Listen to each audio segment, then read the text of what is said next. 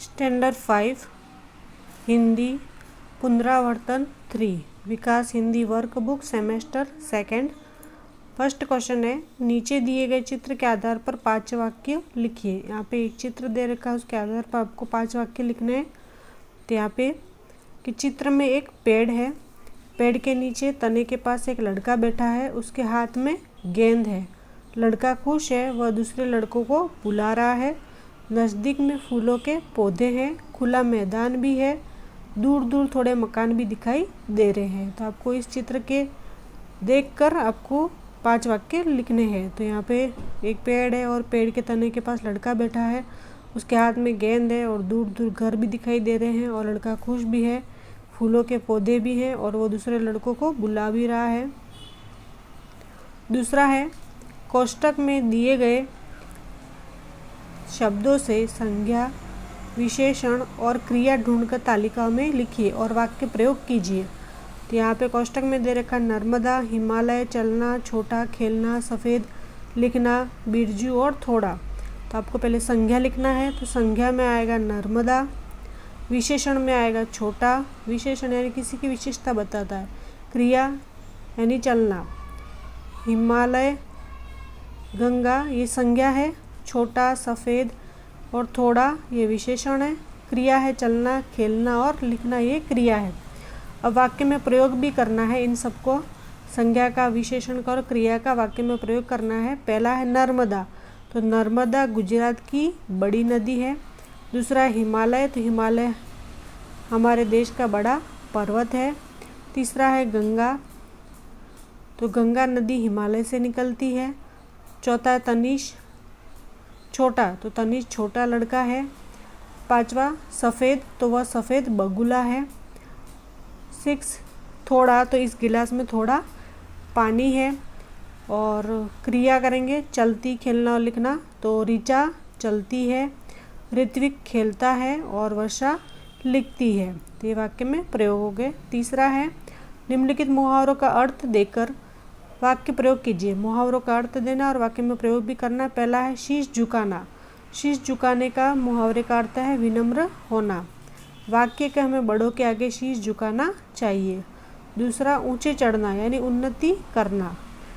वाक्य के मेहनती बच्चे हमेशा ऊंचे चढ़ते रहते हैं। नेक रास्ते पर चलना यानी सही रास्ते पर चलना।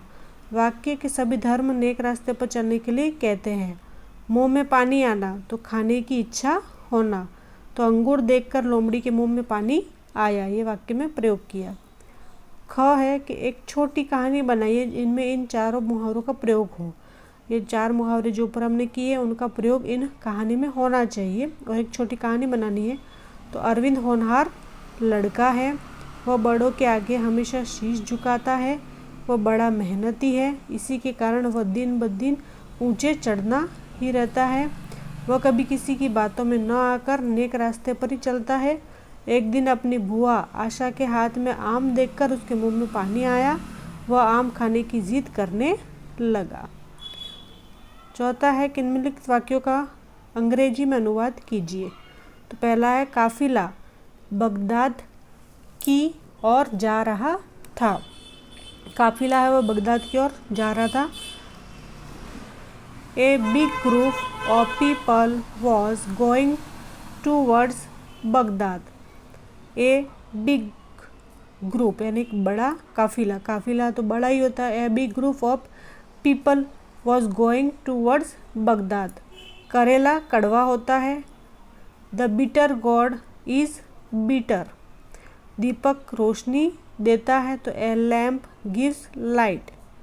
गंदगी बहुत से रोगों की जड़ है। गंदगी जो होती है वो बहुत से रोगों की जड़ है। Filth is the root of many diseases.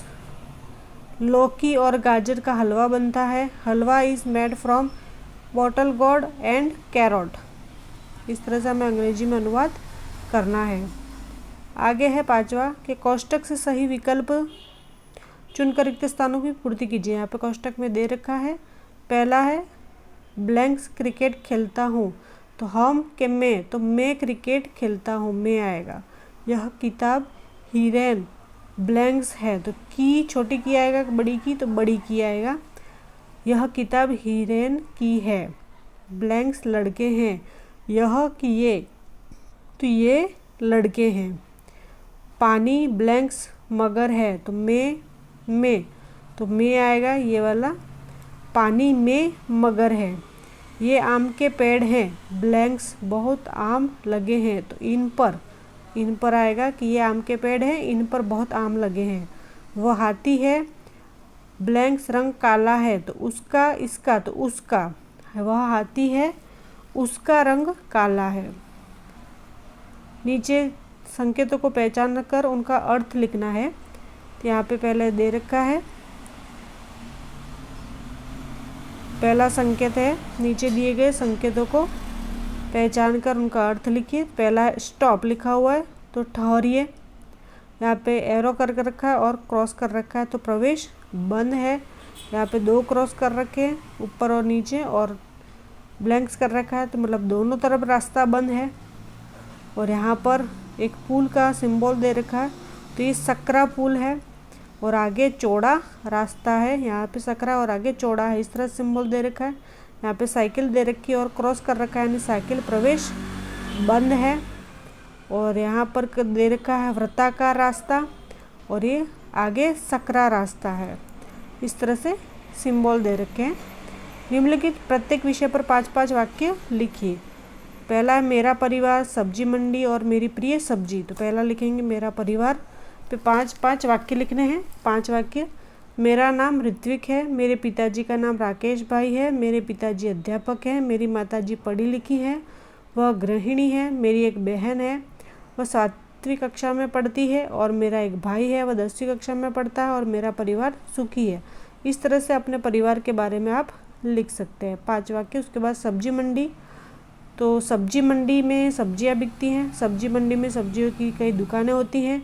कोई ठेले में भी सब्जियां बेचता है, कोई ज़मीन पर बिछौना पर कर सब्जियां बेचता है।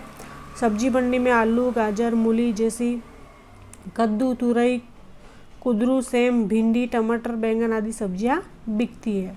उसके बाद है मेरी प्रिय सब्जी। आपको जो प्रिय सब्जी है उसके बारे में आप लिख सकते हैं। मेरी प्रिय सब्जी करेला है। वह स्वाद में कड़वा होता है, वो गोल या लंबा होता है, उसके दोनों छोर नुकीले होते हैं, वह रूप रंग में भी सुंदर नहीं है, लेकिन उनमें अनेक गुण हैं। वह ज्वर जैसी बीमारियां दूर करता है, पेड़ के कृमि भी उससे नष्ट होते हैं, और मधुमेह में भी करेला है वो अक्सीर है। तो ये अपनी प्रिय सब्जी के बारे में आपको लिखना है। उसके बाद आगे है कि निम्नलिखित वाक्यों में रेखांकित शब्दों पर बल देकर पढ़िए। आपको यहाँ पे जो रेखांकित शब्द है उनको जोर देकर आपको पढ़ना है।